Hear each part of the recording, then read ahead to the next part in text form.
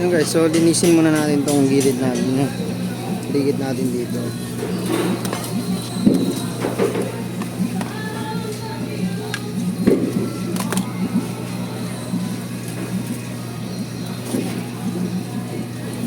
Ayan.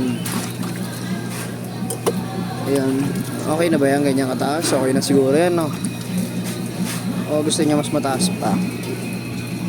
Ganyan. Oh, sige. Para mas kitang-kita nyo, no guys. Ayan. Hello guys, this is Alex. So this is a tutorial para sa pag-boneless. So first, itong bangus dapat kapag daing dito, mula buntot hanggang ulo, pati pagbiyak, may tama para hindi madudurog yung iba-boneless o yung idadaing.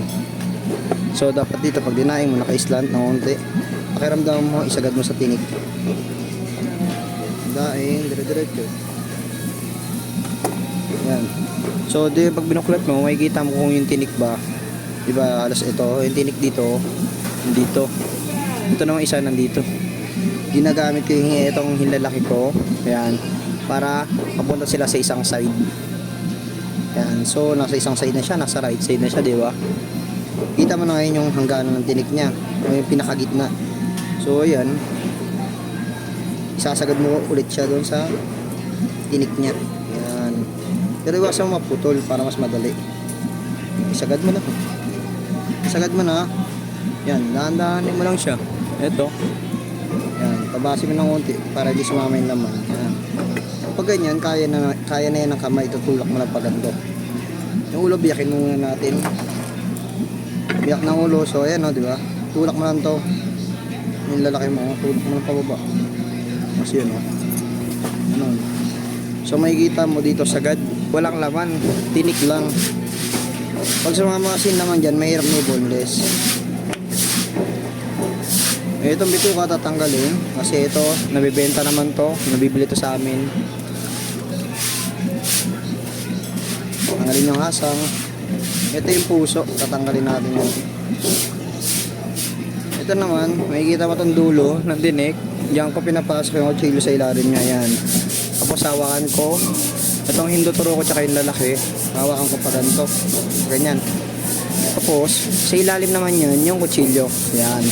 Tulak ko siya pupunta dito sa akin para yung laman na hindi sumama sa dinig. Yan.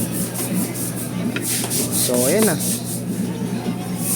Putol, ikot, hila. Yan. Ang dami nagtatanong kung paano rin mag-boneless eh. Yan guys ha, full tutorial na to. Ito, tanggalin naman natin yung mga putol na tinik mula doon sa malaking tinik. So makakapa mo naman yan, makikita mo yan, may mga putol na tinik. Kapa mo yan, makikita mo. So start na tayo sa pag-boneless guys. Boneless guys. Excuse me. Meron tatlong hilera yan, tatlong guhit. Dito, dito, dito. Asan ba may tinik dyan? Ito lang, tsaka dito. Dito sa gitna, ang tinik na yan sa taas. Ito sa sa gitna, yan. Dito, tinik niya hanggang gitna lang din, pababa. Sa gitna, tinik niya, gitna, mula pataas. Yan. So dito muna tayo, dito ako nagsisimula palagi. Ayan. Guhitan mo lang din, susundan mo lang din. Ayan o. Pag binuklat mo na, makikita mo na yung tinik eh. Di ba nakita mo yung tinik na dito nagsimula? Magsimula ka dito.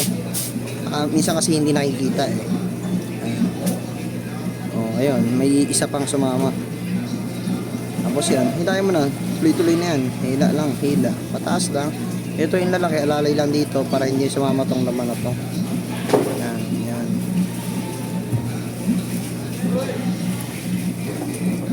Ayun. Ganun lang guys. Tapos dito sa gitna, yun nga, sabi ko, ang tinik niya hanggang gitna lang din, pataas.